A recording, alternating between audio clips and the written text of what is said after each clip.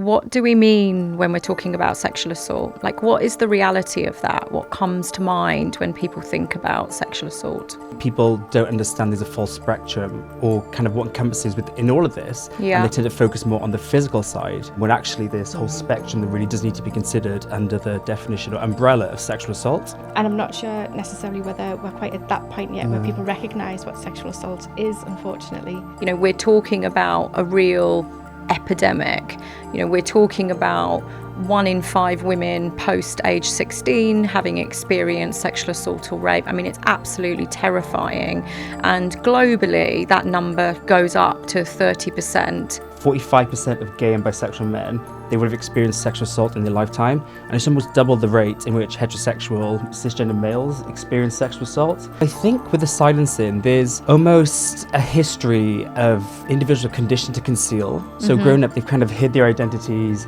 Growing up, they've kind of not been able to express who they are. Sort of the shame feelings they've experienced growing up with these identities that kind of weren't accepted. I think that does translate into these acts of sexual assault. And the other thing about not disclosing when it comes to shame is shame wants us to be attached to groups. Yeah. So our shame will tell us we can't disclose because we will be ousted from the group. That's really interesting. And that can actually, this is going to sound really dramatic, that can feel like death. Welcome to Sex Tales, the podcast where we normalise all things around sex and relationships. I'm Lucy and I'm a psychosexual and relationship therapist.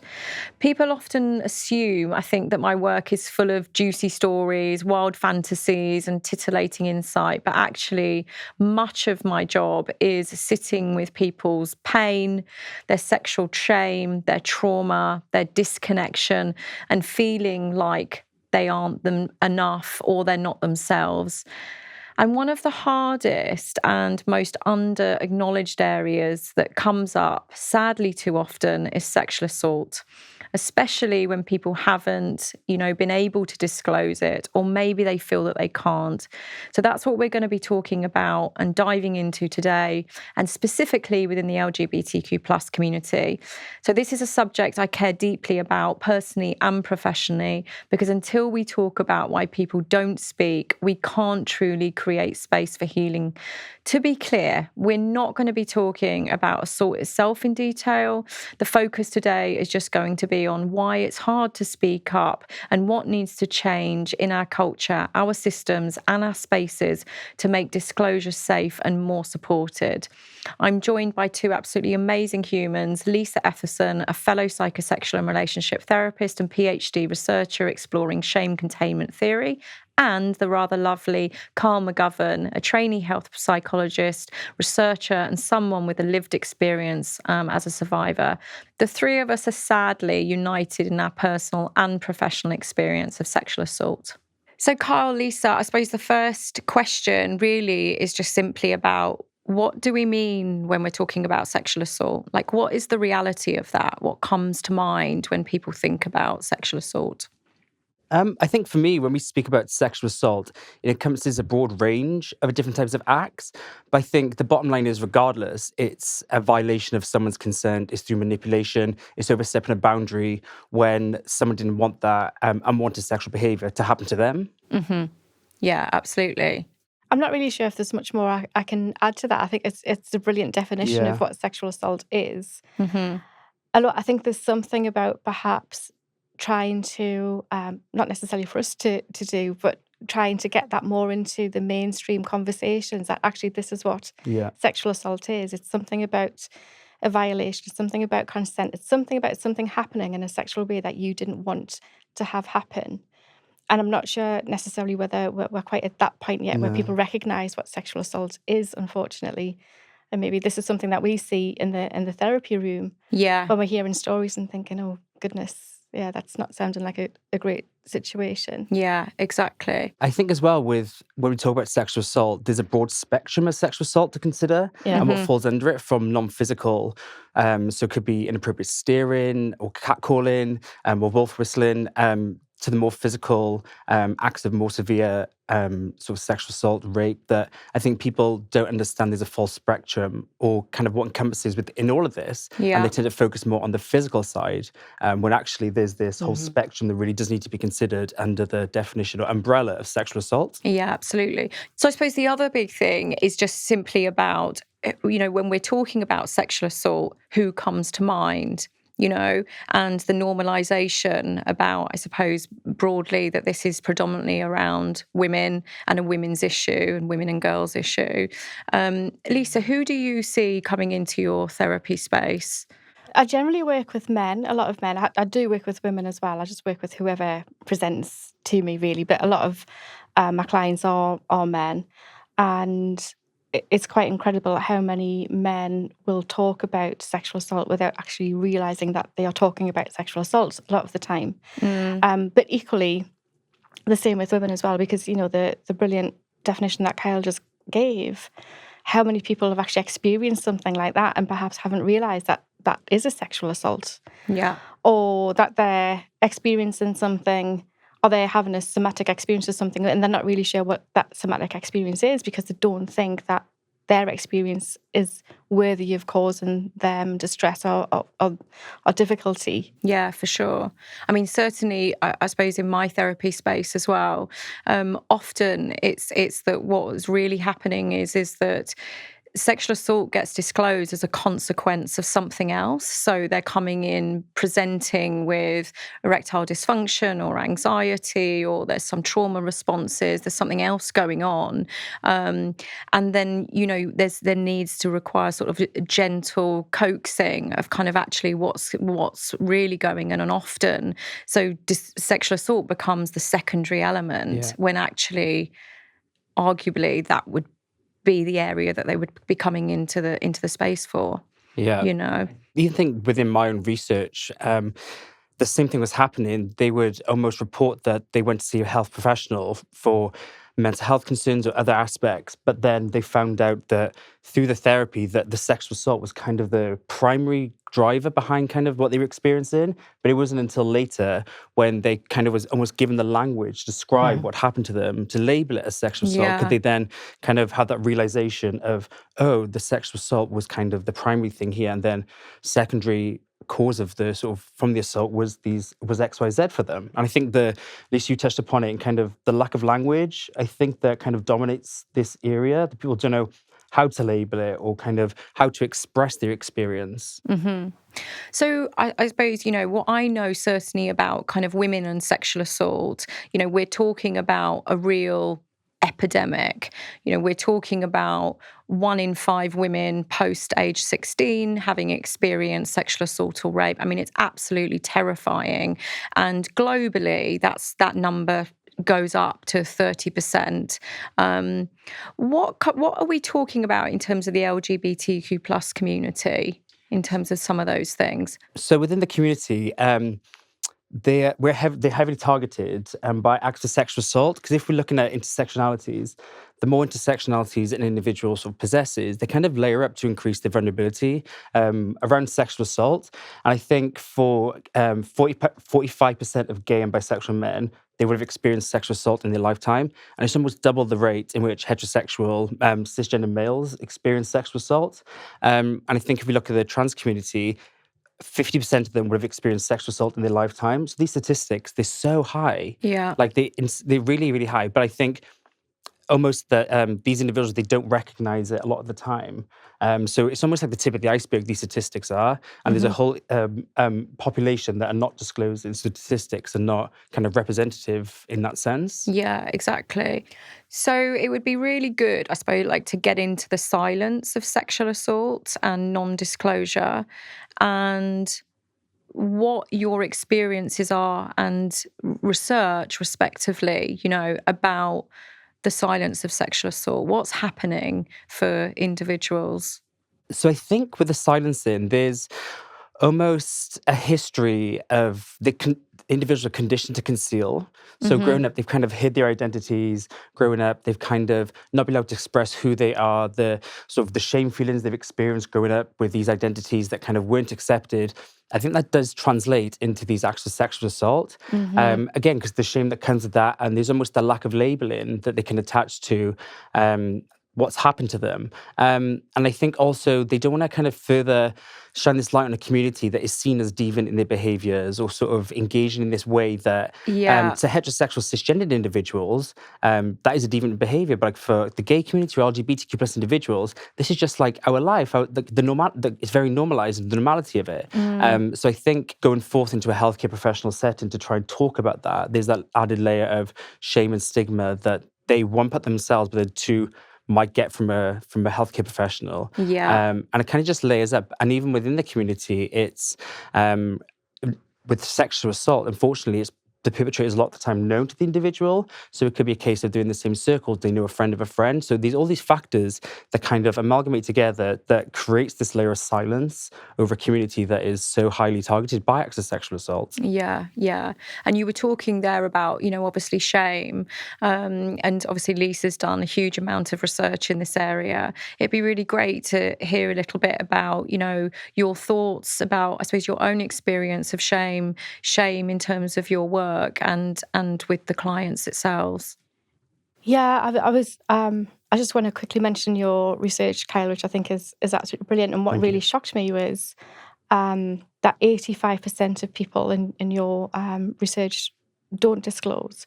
And when I reversed that means that only 15% of people do. And it was that 15% that actually got me a little bit more like, God, it's an awful lot of people who don't feel like the kind of that have chosen. And I really liked how you phrased that, is that they have chosen not to do this because they don't necessarily feel like the support's going to be there or the stigma. So yeah, I think the stigma, I was also wondering about that, the stigma that comes from or that is attached to LGBTQ communities anyway, to then actually have to report something like that. Is there something, this is a question to Kyle, if this is all right, taking away from you. Yeah, absolutely. Do you think there's something that happens where the community almost protects themselves because it has to, because of the potential stigma that's going to come?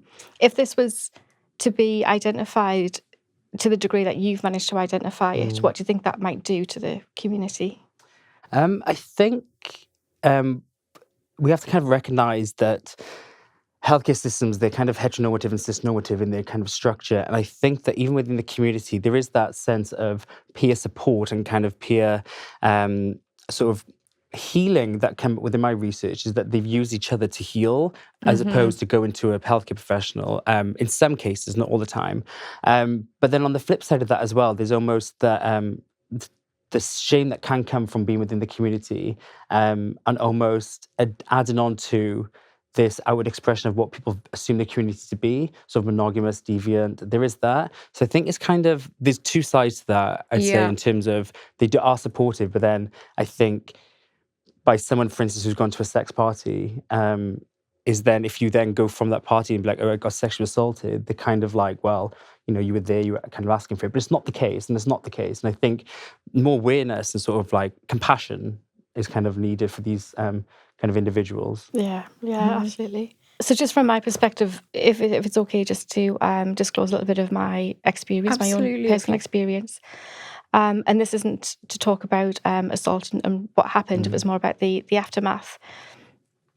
And when I was younger, and obviously very naive, I always thought that if anything was to happen to me, and I think there's something that you mentioned, Lucy, it's almost like as young women, it's almost like an expectation that something is going to happen at some point because it's just so prevalent.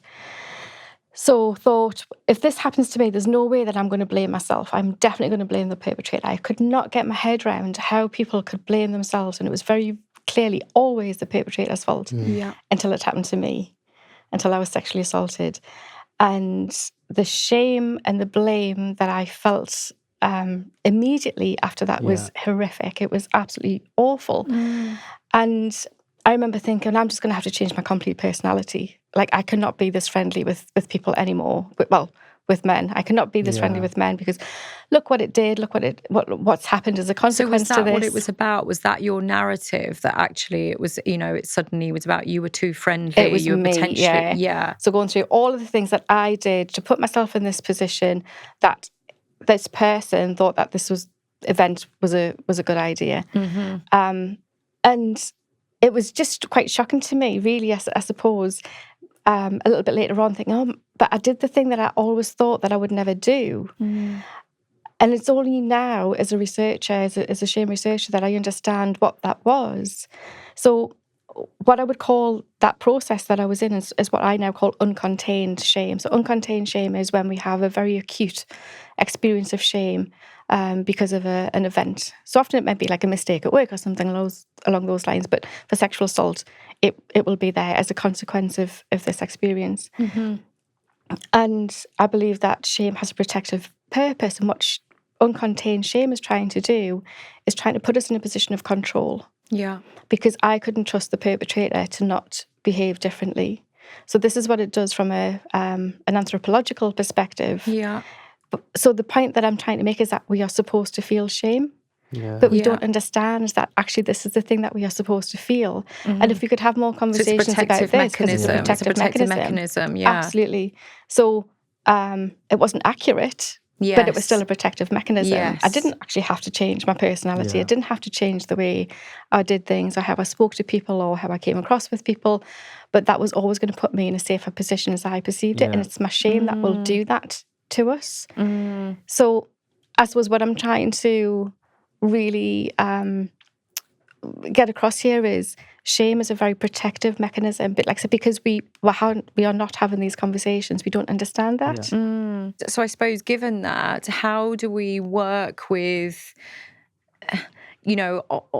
like the reality of shame and the and the feelings and the emotions that creates, whilst also simultaneously, trying to reconcile that there's some of this that is really helpful for us, So it feels like you're talking about let's completely reframe, is that? I am. Let's completely reframe that experience. Yeah. And if we can recognise that actually this is the thing that we are supposed to have. I can't imagine, shame being on any poster in a GUM clinic about sexual assault. I'm not necessarily thinking that that's how it goes. But if we, as practitioners or anybody who's confronted with someone who discloses, to say, well, actually, no, it's no wonder it's okay that you felt shame because I was trying to do this. So with my clients, I do loads of psychoeducation to explain to them why they're feeling shame, why they're taking responsibility, because that's the safest position that they can be in. Yeah. Because we cannot trust the person who's just assaulted us, more so when they're already within that group as well. And the other thing about not disclosing when it comes to shame is shame wants us to be attached to groups. Yeah. So our shame will tell us we can't disclose because we will be ousted from the group. That's really interesting. And that can actually, this is going to sound really dramatic, that can feel like death, because from a primal survival perspective, shame's job is to keep us attached to groups. Yeah. If you imagine people who have a family of choice, not necessarily a family of origin, that group is so important. Yeah. So to do something to move them away from that group and then be isolated, that's just not going to happen. Yeah. But once we can start to have these conversations and bring in that psychoeducation and say, actually, this is the reason why perhaps you're doing these things, and the penny can drop, and they're like, and that. So what does that do? Because I mean, the way that you're talking about, it feels like it's a revelation, that it can be really empowering, that it completely shifts, mindset, and so cathartic, fundamentally. What's your experience when you're, like you say, when you're working with clients? When I've done this in the therapy room with people, which I always do at the right time. Timing's obviously key a lot of the time. You can literally see people sort of just drop into their body, like they just relax, like their shoulders drop, and it's like, oh, yeah, okay. Yeah, it's actually giving me goosebumps. Yeah, I can imagine. And especially for the chosen families stuff, because the community is so founded on chosen families, particularly coming to like London, for instance. Like you choose your family because for whatever reasons family might be accepting or, other reasons. So that chosen family is so key and so important to keep in sort of a sense of spirit and sort of the person going in a new city. So when you speak about shame as almost bonding or binding It to is. that group, that's really interesting. But that's exactly what, like I said, that's what shame's job is. And there's just something else with when it comes to shame for sexual and gender minority people is often, well, if they have a family that's not accepting, that's what I would call an attachment injury. And there's loads of ways that we can have attachment injuries, but we have them from being very, very small children. So if you imagine when people's sexuality or gender starts to emerge, if that's unacceptable within their family, and children will pick this up implicitly. They don't necessarily have to be told that they are unacceptable. If they watch dad respond to somebody who's on TV, they will know that they are not going to be accepted.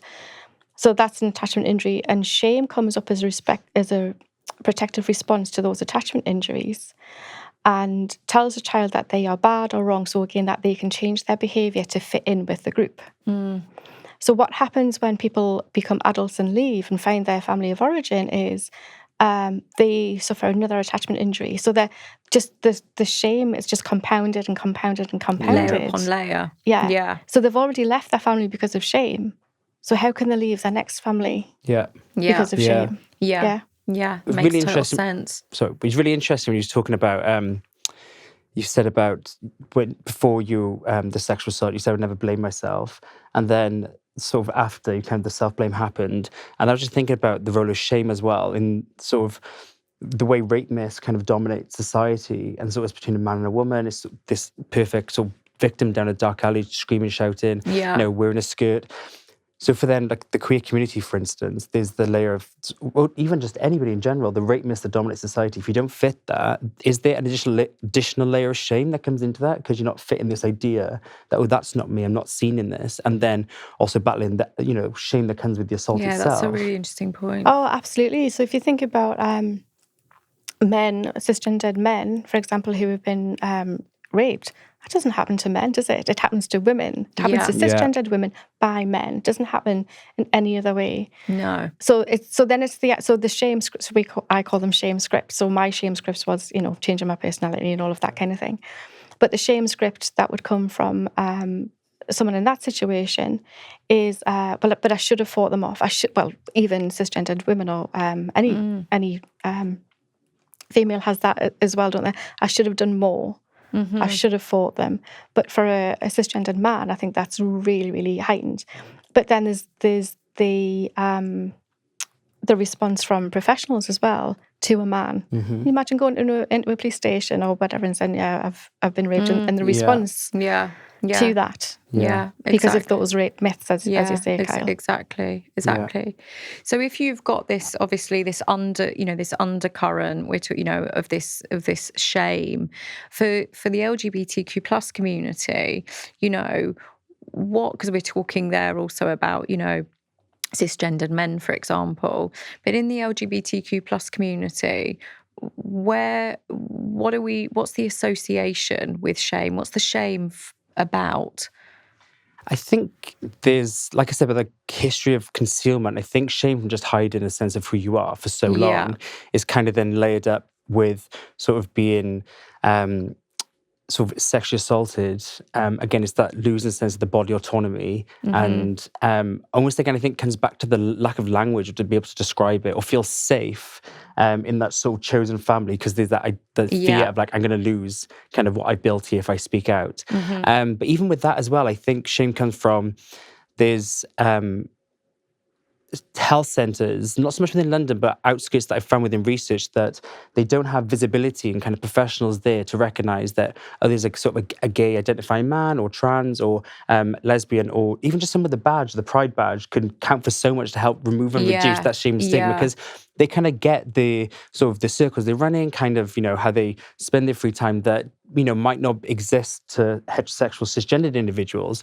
So even before they enter the door, there's this increased level of, it's my fault, I was in that party, I did this. But regardless, it's never the survivor's fault or victim's fault. Regardless, they can go to as many parties or any situations they want to be in, because they have autonomy over their own bodies, and what they do with it is Yeah. it's not for no one to overstep that boundary. Yeah. In that kind of sense. There was something that you were talking about earlier, actually, which is just kind of assumed consent. Yes.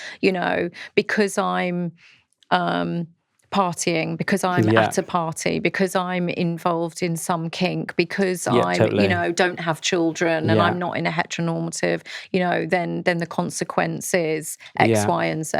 And if you're looking at statistics for sex workers, for instance, there is that idea that sort of consent is kind of void. And it's not, just because the profession they're in, it's as if consent doesn't matter, but like it's totally not the case. And I think that needs to be reiterated many, many times, that it's down to the person. And like, I think the acronym is like FRIES, like freely given, it's reversible, and it's sort of a constant conversation kind of around what's happening around the acts of sexual, of sex, basically. Yeah, absolutely. And I think another thing from that is, what I found is that the path then to go and to disclose, there's almost no path. So I've got like a maze where a map should be, because it is a maze following sort of sexual assault. It's like, where do I go? What do I do? Is there a sexual and gender minority affirming service at the end of this where I can see someone, which I think adds on one, top of the silencing, and two, top of the shame, because there's nowhere to go, and they kind of just left to sit in it on their own with no sort of outward help or the support that's vitally needed. I mean, I don't know about you, Lisa, but I mean,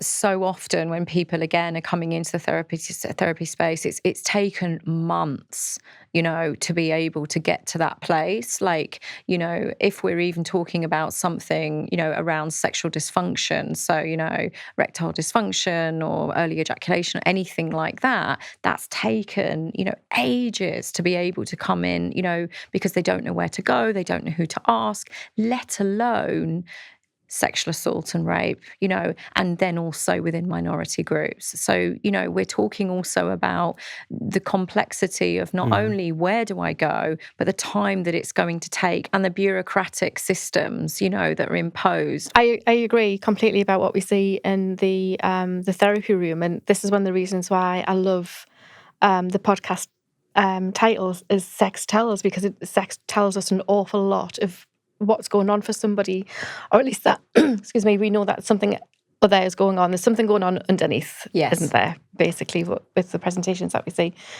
But what I've noticed with women is that they are coming to sex therapy because they have they've lost their interest in sex, or they have vaginismus or something along those lines, and that's having an impact on their relationship now. Yeah. So not necessarily because they want to come to therapy for the sexual assault. They just know that I need to do something about this now. So it's almost like they're forced into a position to do something with it, not necessarily that they're choosing to. Yeah. And that pressure from, I'm not saying that their partners are pressurizing them necessarily, but, partners not understanding, well, why are you not wanting to have sex with me? And perhaps the person who's coming to therapy does know why, but, it just becomes messy then, doesn't it? And it's not necessarily because they want to disclose it, but they understand that this is probably where this stuff is coming from, even if it was something that happened 5, 10, 15 years previous. Absolutely. But then I think there's a whole, there's a whole group of people as well that really don't know that that's the reason. It's just this assumption, like, I've got really low desire and I should have high desire. And then, I talked about this recently, actually, in the fact that actually when I do assessments, when I do male assessments, generally speaking, their early sexual experiences have been positive.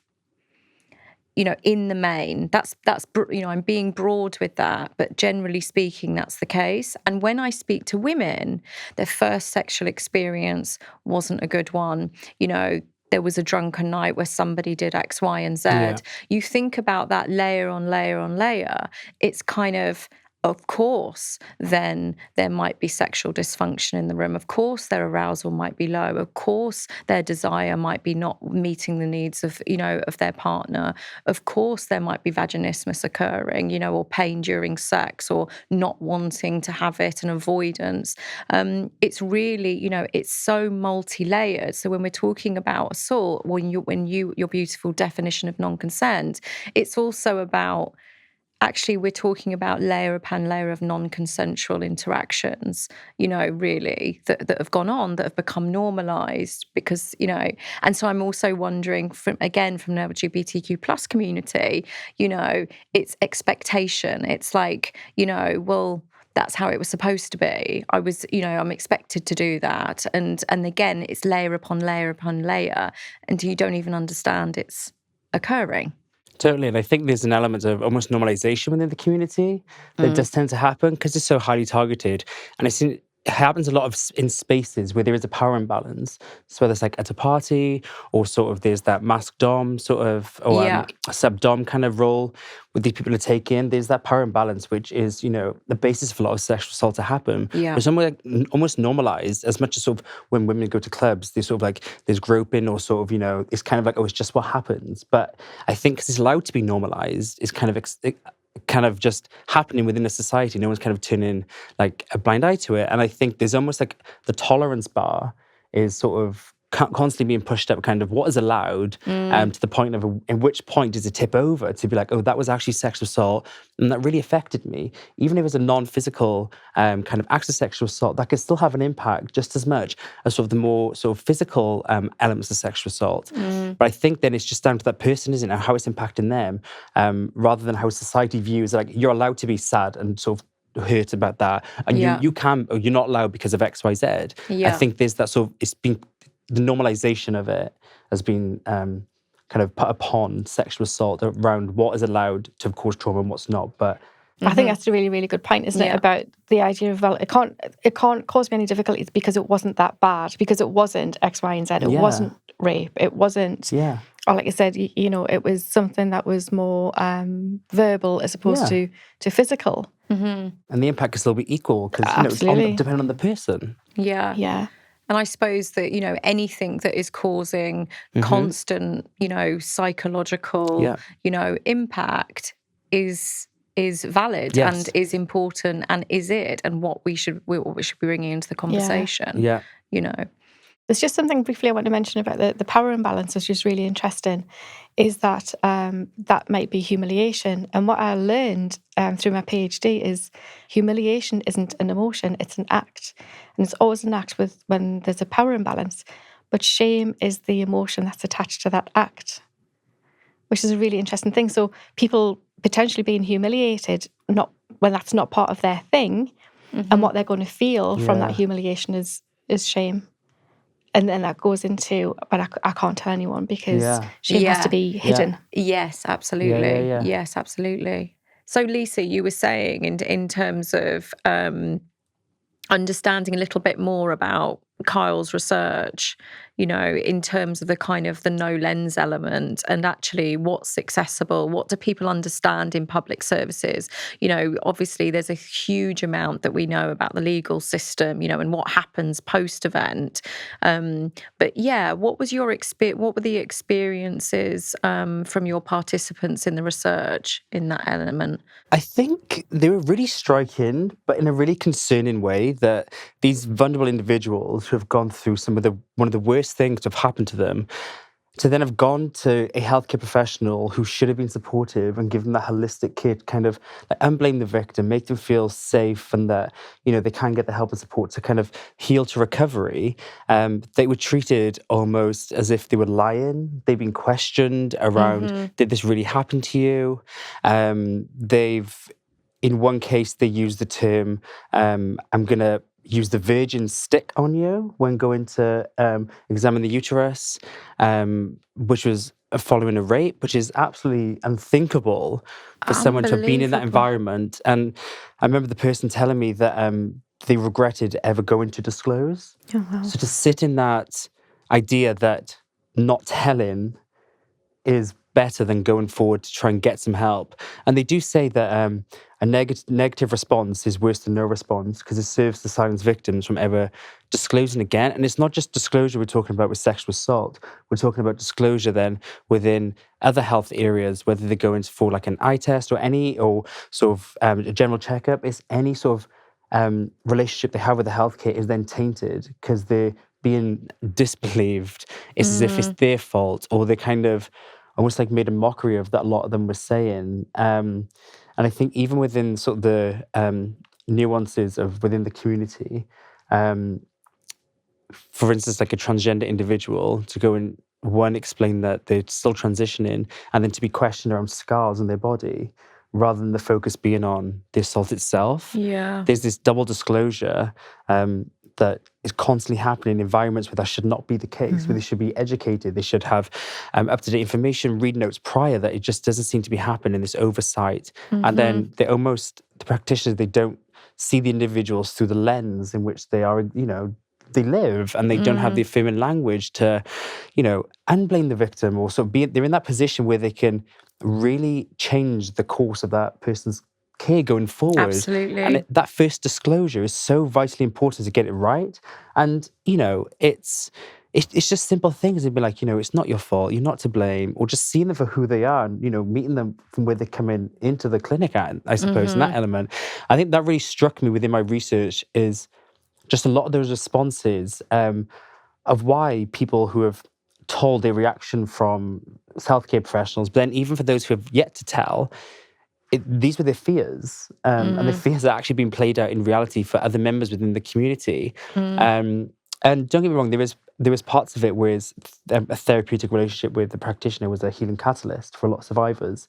And they praised their practitioners, the ones who are really gender affirming. And a lot of them were gender affirming services who sort of have individuals that they can see in themselves. So whether they are sexual gender minority practitioners, survivors of sexual assault themselves, that understand where they're currently at and just meet them there. And they just provide that holistic care that they so vitally need in that moment. And I think there's not the focus with a lot of them around, is it a justice issue or is it a public health issue? They're kind of there to meet them with what you need, kind of what can we do going forward, which I think is really key when we're talking about this population of very vulnerable individuals within a community that is further marginalized by their identity. I think that's really key when we're considering this particular population. Yeah, absolutely. So you're talking generally about, it's about affirming care. Yeah. It's about making sure that you're seen, that you're heard, that you're listened to. There's no judgment. There's no blame. But even there's think as well complete down positive regard as well. Totally. But I even think down to not sort of like making a display of someone's sexual identity. Because I've had cases where they've gone in, disclosed who they are, and the practitioner's almost sort of like shocked that they've seen sort of a gay man enter, or a lesbian come in, or a transgender, and they've almost made them to feel embarrassed about their identity when, they're not there for that. They're there for again, sexual that goes assault. back to the normalisation that we're always, we're talking about women and girls, constantly, and recognising that's like an epidemic, and not actually raising the real conversation about the really unbelievable percentage that you talked about earlier about what's actually happening in the LGBTQ plus community. So it's that we also need to be communicating those statistics in the same vein. I think one really interesting quote that stood out to me was one of the participants said about they felt like they were having to do a double disclosure around their identity and the assault. And then another one said that it then became a teaching point for me to teach them about my identity and assault rather than them teaching me, which I think is really key when that balance is flipped, almost that sort of professional and client coming in, or professional and patient. It's totally done the absolute flip from the scenario when you're going forward to disclose a very sensitive and vulnerable thing. That's the last thing you think is going to happen in these places you go in to seek help. Yeah, absolutely. What fundamentally needs to change, in all of our opinion, really, not just in terms of research, but just more broadly in terms of our experiences, and what does a kind of survivor-centred culture look like? I think just backing off what my research we just spoke about, it's having really affirming practitioners who kind of understands what happens following sexual assault for that survivor and or victim, however they term themselves. And I think just basics of and blaming the survivor, making sure that they feel safe and content, that they're not trying to maintaining the shame of themselves, but kind of, like you spoke about when you speak to your clients. Yeah. I think it's that language that is so fundamentally important, and seeing them for who they are and not kind of trying to take apart their identity. I think it's seeing them as a whole. I think just having those really affirming spaces for them to able to get this. But I think a key thing to that as well is how we get there. In terms of once the assault's happened, then what is next? Yeah. 'Cause when I speak to my the participants, and even for myself, being a survivor of sexual assault, after it happened, I didn't know where to go, what to do, who to speak to. Which goes back to the maze, obviously. Was it A&E? Did I go to my GP? Did I go to my sexual health clinic? I just did not know where to go, what to do, which almost then, for like a lot of the people I've spoken to, it kind of stops them from doing anything. And I think that is really key, something we need to kind of work on going forward, is just highlighting, once this has happened, this is where you can go. And just, I don't know how that would look or how it should look. But I think that's just something that is prevalent for both myself and for other participants or survivors, victims that I've spoken to. Well, we had a conversation about that, didn't we? About, is it actually about, almost having, a huge cohort of people which are, psychosexually informed, that are assault informed, that are trauma informed, that are gender informed,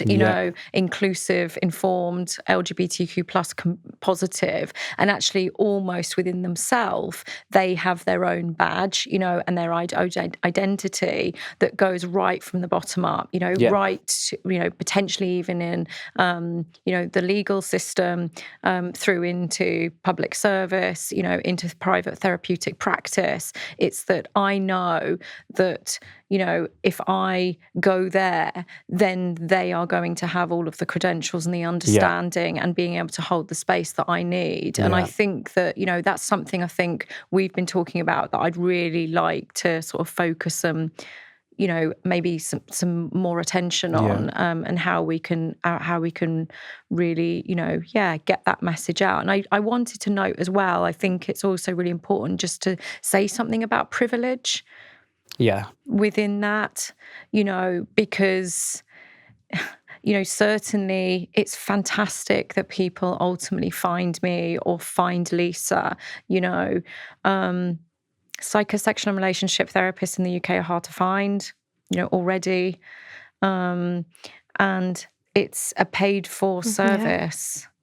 So again, it's about funding, more funding, tons of it, and how we can get that messaging out. I don't know, what you both think about. How do we do that? What more can happen? I mean, there's charities popping up, then they're not there anymore. I don't, it's a big one. So don't expect us just to go through it now. Get it today. A wish list. But how we get that wish list implemented is the thing, totally. Isn't it? And I think that's the real difficult thing.